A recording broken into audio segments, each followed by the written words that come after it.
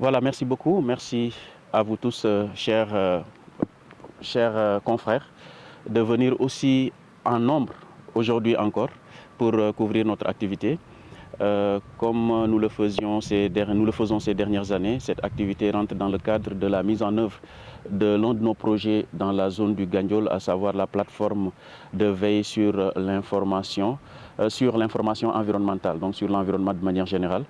Cette plateforme est un projet qui est destiné à sensibiliser, donc à sensibiliser sur la situation que traversent les zones côtières.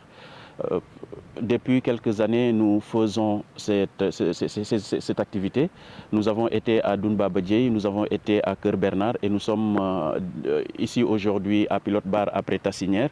L'objectif est de montrer la situation ou bien les situations que vivent ces localités, euh, dont, par, dont, que vivent ces situations, excusez-moi. Donc l'objectif est de faire en sorte de montrer, d'attirer l'attention des gouvernants sur les situations que vivent ces localités.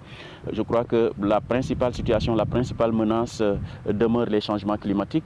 On a eu l'expérience, l'amère expérience de Dounba Badjei et Cœur Bernard. Aujourd'hui, ces zones sont menacées, donc Tassinière la dernière fois, et aujourd'hui nous sommes à Pilote Bar pour regarder en fait les difficultés auxquelles ces zones sont confrontées. Pilote Bar aussi est en ligne de mire en fait de ces situations désagréables. Donc vous voyez que les habitations sont pratiquement menacées, les populations s'inquiètent. Il y a aussi les universitaires et les chercheurs qui attirent l'attention, qui sonnent en quelque sorte qui tirent en fait la sonnette d'alarme et qui veulent nous montrer réellement que si rien n'est fait, si les autorités ne font pas l'effort de venir en aide à ces populations en augmentant les outils de prévention, peut-être que ces localités peuvent vivre des situations amères qui vont nécessiter peut-être des interventions beaucoup plus importantes que celles que nous faisons présentement. Donc c'est l'une des raisons de la mise en œuvre de nos différents projets dans ces zones et nous voudrions faire de telle sorte par exemple que les différentes menaces puissent être entendues par les autorités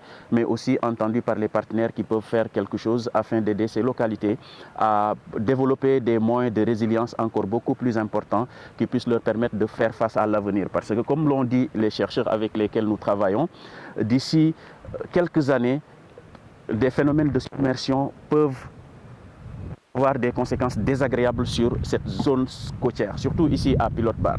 Donc Pilote Bar présente des similitudes avec Dounba Badjei et Cœur Bernard et nous tous nous connaissons, nous savons quelle a été la situation à Dounba Badjei et Pilote Bar. Donc c'est ça, nous sommes venus aujourd'hui à Pilote Bar pour dire à nos autorités, pour dire à tous ceux qui peuvent faire quelque chose que c'est le moment d'agir pour que cette localité ne se retrouve pas dans la même situation que Dounba Badjei et Cœur Bernard il y a quelques années.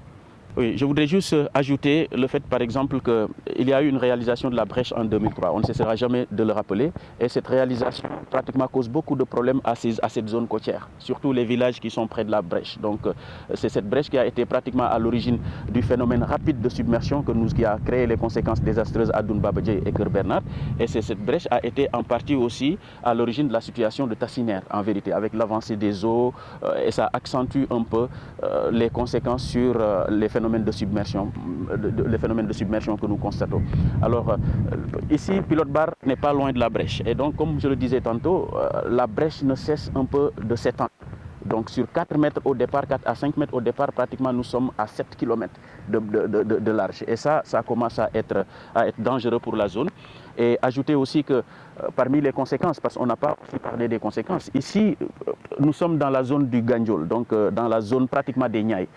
C'est une zone qui est connue pour être un îlot horticole en quelque sorte, comme nous avons l'habitude de l'appeler avec les spécialistes, un îlot horticole. Donc pratiquement les populations interviennent dans l'horticulture, donc à travers un certain nombre d'activités qui leur permettent de subvenir à leurs besoins. Malheureusement, avec les changements climatiques, l'avancée de la mer, les phénomènes de salinisation que nous constatons, on voit que l'activité est plus ou moins impactée. Donc à telle enseigne qu'il y a une sorte de migration des populations, surtout des jeunes.